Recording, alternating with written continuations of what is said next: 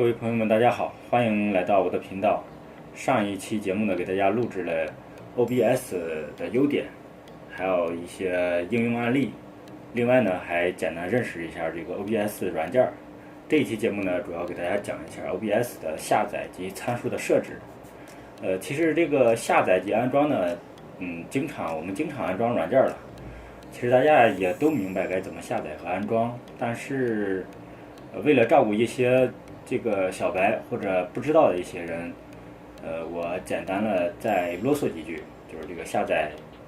怎么样去下载到这种无广告、无插件和无后门的，还有怎么样识别出来它这个官方网站。另外就安装的时候怎么安装到地盘，这些的话属于电脑应用的一些基本常识，我会简单的去说一下，但不会说太长时间，毕竟这一部分人属于少数的人。第三步呢，就是参数设置，我主要是把这个参数的一些这个细节上边给大家说一下，因为我看到很多这种 UP 主在讲的时候，基本上就给一个参考值，但他并没有说这个它的具体意义，所以说呢，我重点的话也是从这个它的意义这一方面，是什么含义这一方面去说，让大家对它有一个概念上的理解，而不是简单的去照抄。我的理念是这样的，这个参数设置，但也不会说太多。所以说今天的课程的话，也就是这三步。好，我们先说这个下载，就是先说这个下载的话，我们一般就是推荐从官网下载，因为从很多地方我们去搜索引擎去搜索的时候，很多时候下载那个从第三方软件站下载的话，会有很多这种广告啦、插件啦，还有后门啦。轻则的话往电脑里边装了很多这种广告软件，重则的话可能安装后门，比如说我们的一些这个密码啦可能会被泄露，就出现这种情况。最好的办法呢，也就是从官网去下载，来避免下载到这种流氓软件。这是从下载方面，我给大家简单的说一下，以这个 OBS 下载来举例。无论是从哪个搜索引擎去下载，我们的目的是要找到它的官方网站，只有官方网站才是最纯净的。而这个官方网站访问的方法就是分为这4个，第一个就是那个直接访问官方网站，但是这个前提呢，就是我们必须得先知道这个官方网站是什么域名、什么样的网址。你比如说腾讯的话，就是 qq.com， 我们下载微信啊，或者是下载QQ 软件的话，都是从那里边下载。另外就是 OBS， 我们今天说的这个软件，如果你知道 OBS 的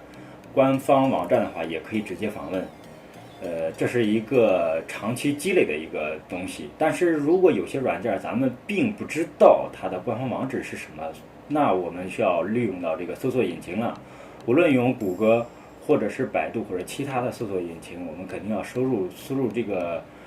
个关键词儿。你比如说 OBS 的话，那肯定是输入这个 OBS 的这个3个字母就可以了。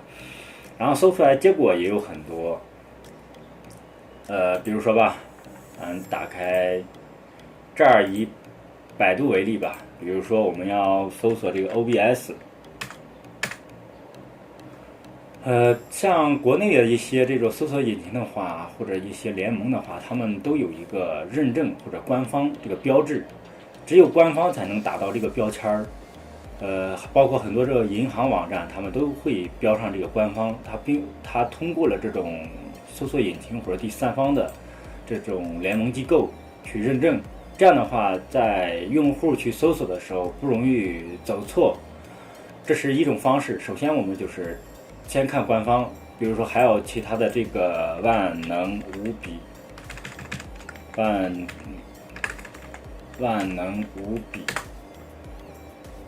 比的话，这个并没有打标签儿。我们还以这个 OBS 吧，一点点说。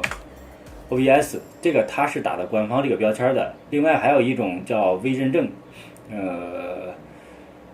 它这个的话也是具有可信度的，因为百度的话它会找这些让这些官方网站提供私质，才会给它打上这种标签儿。这是第一步，就是通过这种官方的搜索引擎搜索出来结果这种标签儿来识别。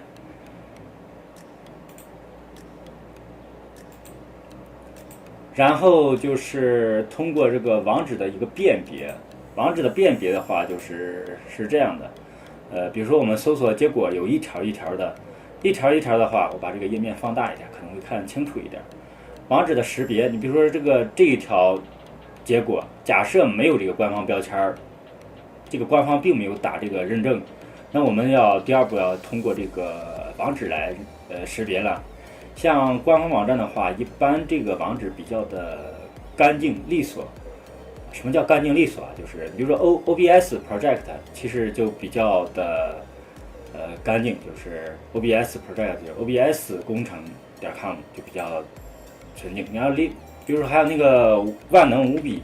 万能无比刚才想说呢，结果他没有打这个微认证，我们可以看一下这个万能无比。当我们输入万能无比的时候，你其实有很多地方都可以下载这个万能无比的，但是只有这个3w 点万能无比点 com 它就比较的干净，这个网址就比较干净，并且这个4字母的点 com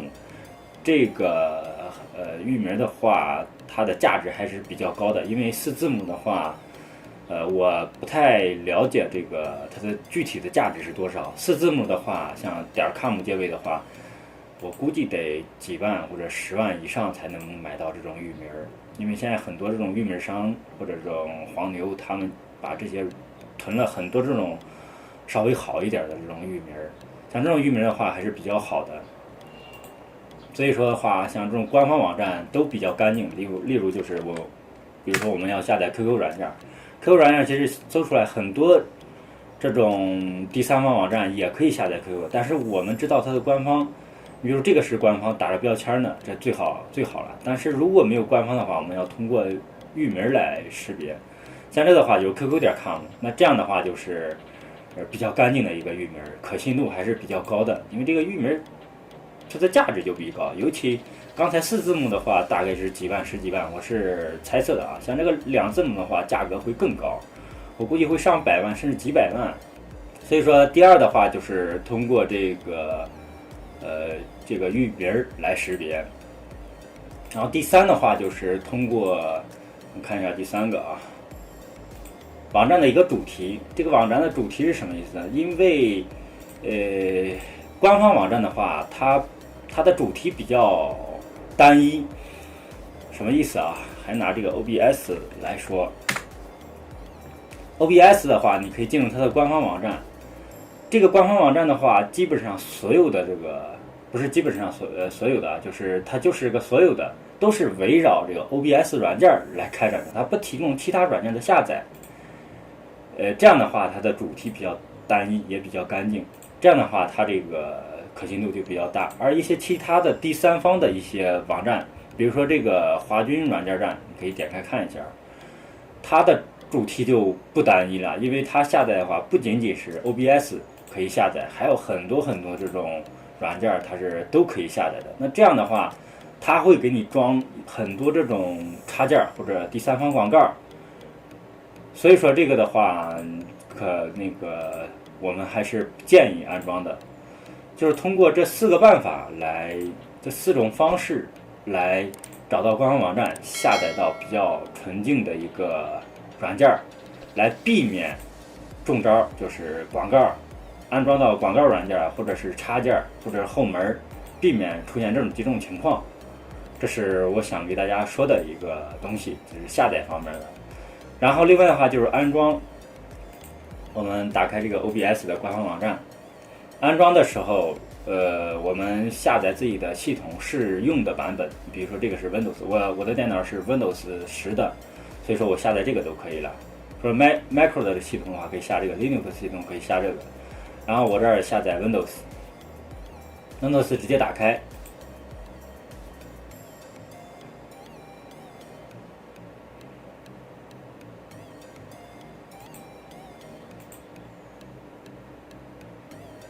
然后选下一步，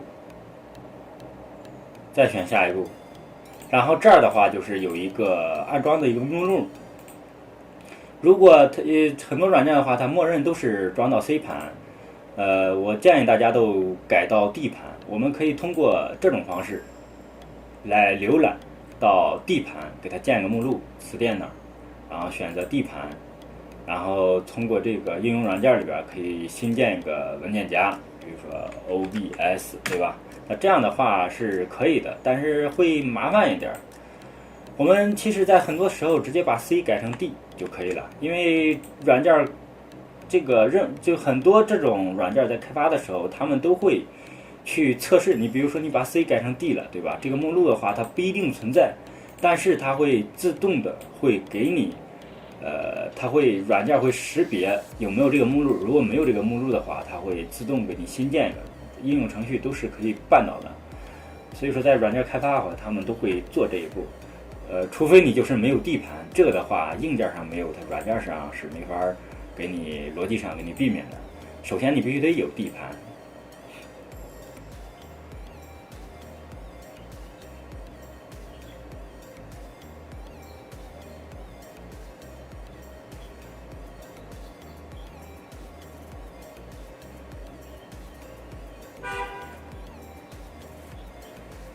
软件就已经安装完毕了。最后我们看这个参数设置，我们打开 OBS 这个软件，然后这儿有一个设置。我在上一期节目里边已经给大家简单的去认识了一下这个软件的界面，所以说我就不再重复去啰嗦这一方面了，我直接给大家说这个设置。点这个设置这个按钮，这个设置按钮我们可以一个一个的看。首先看这个通用，这个推流，通用的话一般都不用动，这都是语言啦、主题啦这些东西，大家可以看看，不动的话也可以用。我们再看这个推流，推流是什么意思？就是直播的时候会用到。这儿呢就是默认了有几个平台的这个Twitch， 还有这个 YouTube、Facebook 一些这些直播平台。如果像中国大陆国内的一些平台，这儿并没有显示，所以我们来点击这个自定义，点击这个自定义，然后在直播在进入这个直播平台的时候，开播的时候，它会给你提供这两个东西。你提供了以后，然后点确定，然后再点这个开始推流，那这样的话直播就可以开始了，是这个意思。这个的话，这两个数据的话是通过这个直播平台给你提供的，所以在这儿的话我就不演示了，是这个意思。然后再点这个输出，输出的话它这儿分为两个，一个是简单，一个是高级。我们在看的时候先看这个简单的吧。这个比特率，比特率的话它是指的是一个画面的一个画质的一个细腻程度。它就是每秒大概用多大的一个存储空间来描述这个视频，就是这个意思。当然这个占用空间越大，同样是1秒，占用空间越大，然后它对这个画面的描述越细致，它是这样的一个逻辑关系。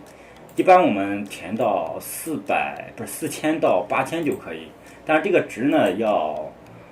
参考我们的一个网速，因为你在直播的时候嘛，然后播主肯定是通过这个电脑，把这个视频的一些，无论是画面还是声音，要推到平台这个服务器，然后用户也就是观众再从服务器里边，在手机上下载到手机上去看。所以说这个整个数据流是从播主到平台的服务器，然后再到观众的手机，它是这样的一个这个数据流。这个的话就是流程是这样的，但是我们要考虑到一个程度，就是我们在这个值调的越大，也就是每秒生成的文件空间越大，所以说我们每秒要上传到服务器的这个数据量就越大。如果我们的上行带宽，也就是我们的数据发送到服务器上的这个网速不够快的话，可能就会造成卡顿。如果我们这条路比较卡的话，那用户去观看的时候，那肯定会卡。所以这个东西并不是说这个值呢，并不是说越高越好，我们要看自己的网速是多少。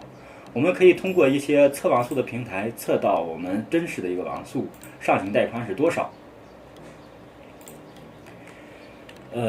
网速测试。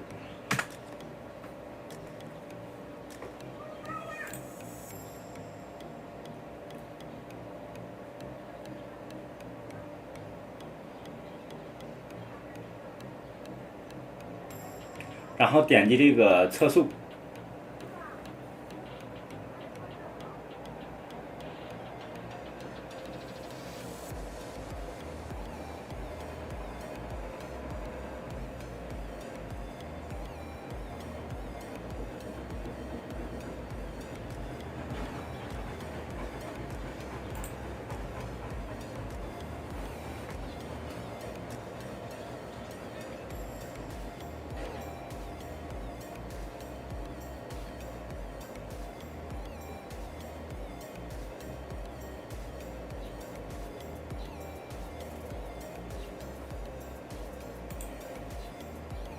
这样的话，大家可以看一下我的网速啊，下载速度是 1.73， 实际我网速没有这么低的。网速的话，一般都是下载速度大于这个上传速度。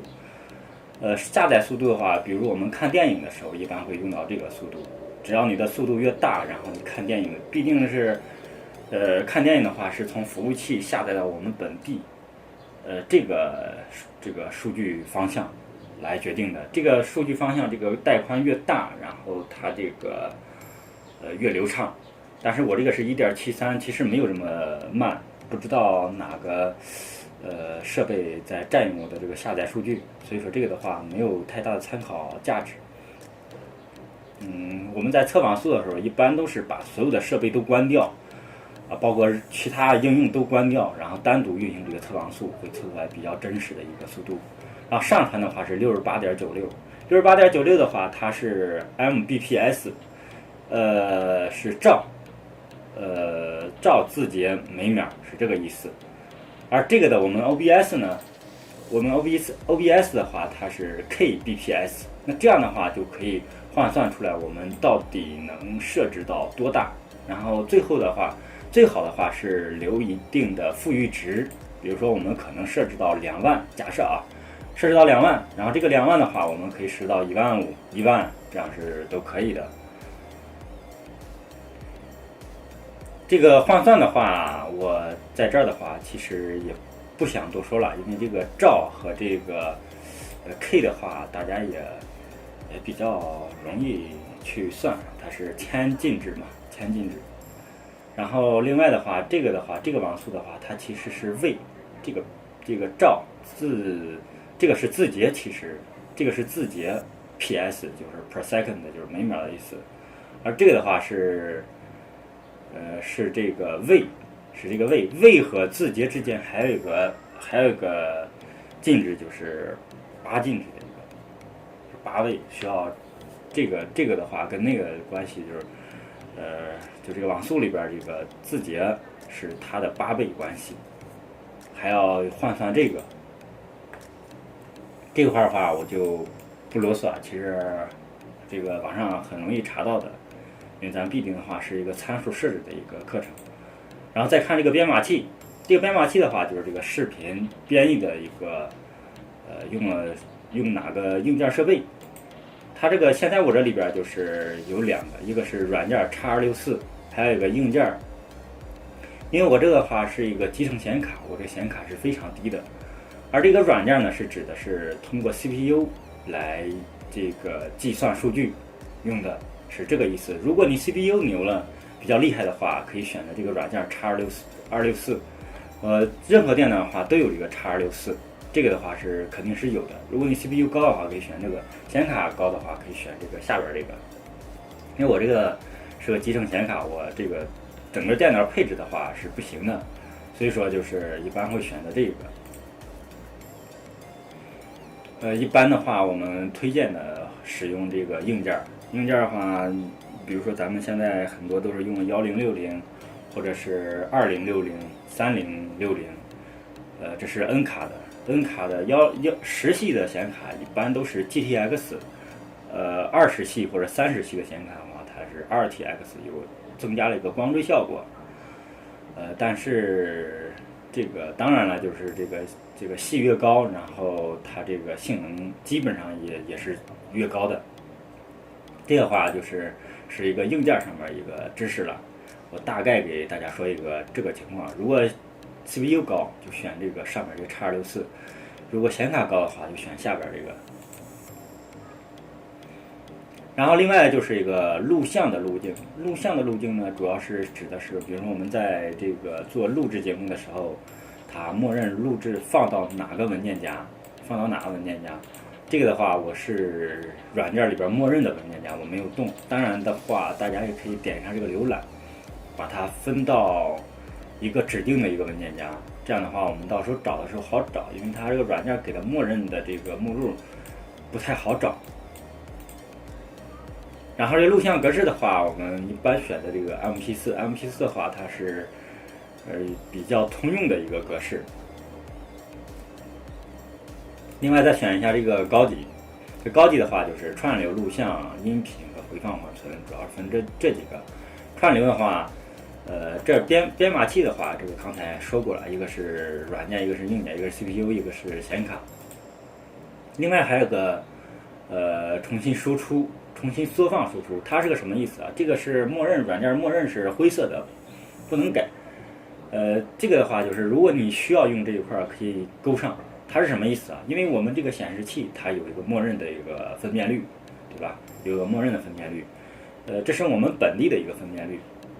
但是呢，就是因为客户机的话，也就是观众他们的手机或者电脑在观看的时候，他们的分辨率是有高有低的。你如果分辨率特别高的话，可能他们那儿不太，画质上面不太好，或者是不流畅，都可能出现这种情况。这个勾上这个的话，就是以一种低分辨率的一个情形，去把这个数据传到服务器，就是这个直播平台的服务器，直播平台的一个服务器上边进行数据传输。这样的话，可能就是会更流畅，但是画质上可能会受一定的一个损失。是这样的一个情况。这个比特率刚才说过了，也不说了。还有个录像，录像的话就是刚才也说过，这个就是默认录制到哪个目录里边，是这个意思。录像格式也说过。然后音轨呢，是我可以在这儿简单说一下。音轨的话就是，可能我们在录制的时候，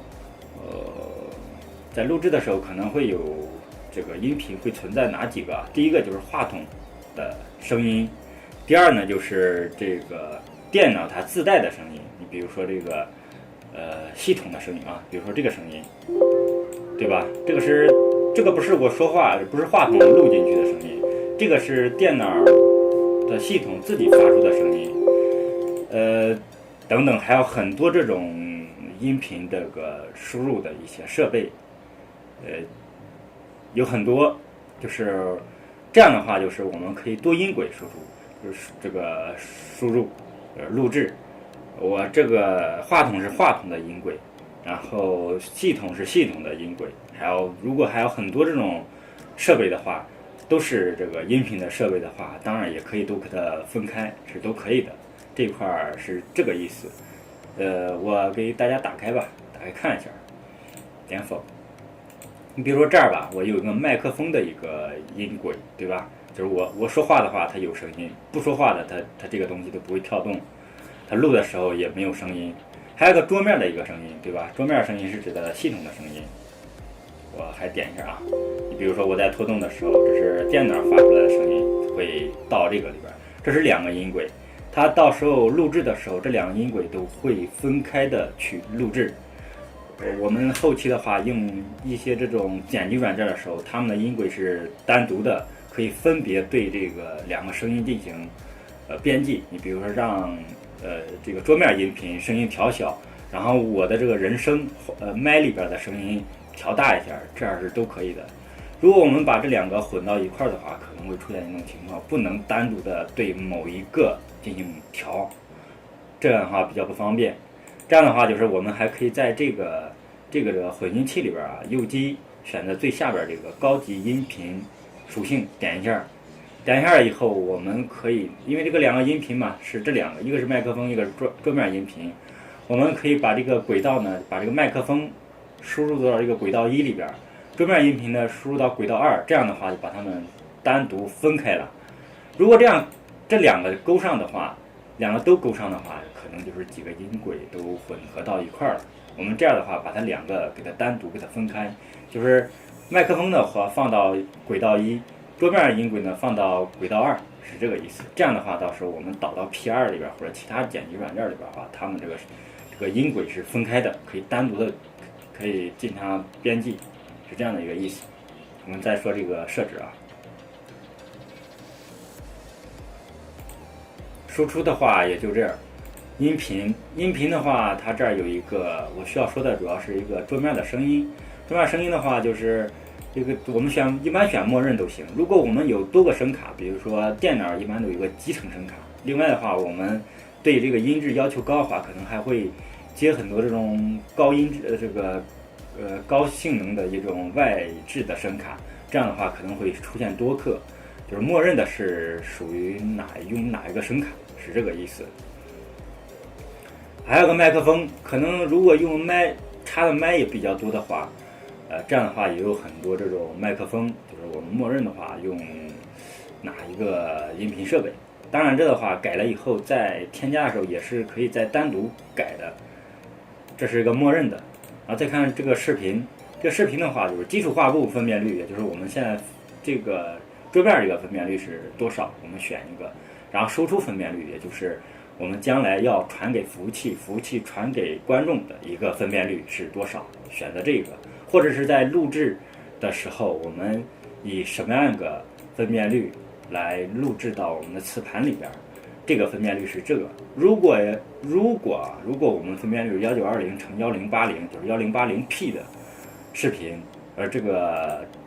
显示器的分辨率，而我们以一种更低的格式来录制的话，那这样的话就是那个视频的话，它分辨率就会变低，可能会看不清楚。有时候我们把这个画质调得再高，无论是你这个码率调得再高，它还是不清晰，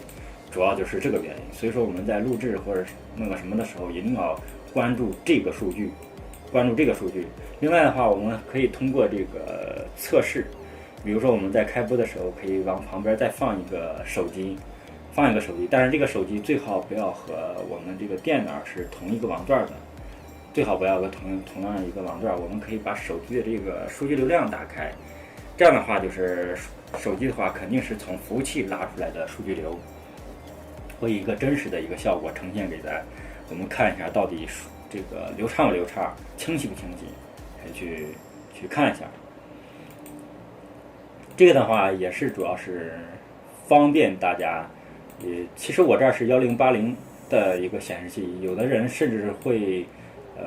2K 的或者4K 的，甚至8K 的这种屏幕，这样的话它本地的这种分辨率特别高，但是不可能以这种分辨率上传到服务器的，所以说以一种稍微低一点的。如果你像720的有时候720的这个分辨率的话，其实已经很清晰了。如果再高的话，其实从观众那儿来看的话，其实效果不明显，但是会对整个这个数据流量会造成压力，这样的话会造成这种卡顿，或者是本地的电脑由于性能一些问题造成卡顿。我们不仅要考虑我们自身的一个带宽或者是电脑性能一些因素，我们也要考虑观众的一些他们自身的所处的一个网络环境，还有这个硬件设备。所以我们尽量能在保质画质和这个音效的这种情况下，尽量把各项数据调得低一点，还是比较好的。有特殊要求的除外。然后这个热键的话就是一个快捷键，这个话我就不多说了。另外一个高级这儿也没有什么好说的。那么今天的课程呢，也主要就这些。我主要是从一些这个基本的一些理论上给大家去讲，而并不是说简单给大家一个参考值。我把它大概的一个逻辑给大家说了一下。如果再想更深一点的话，那需要去看更多的这种视频，了解各种各样的参数，甚至底层的一些逻辑。然后我们还要自己开播，还要多测试，才会有一个比较完美的一个数据。好，今天的课程就到这儿，谢谢大家。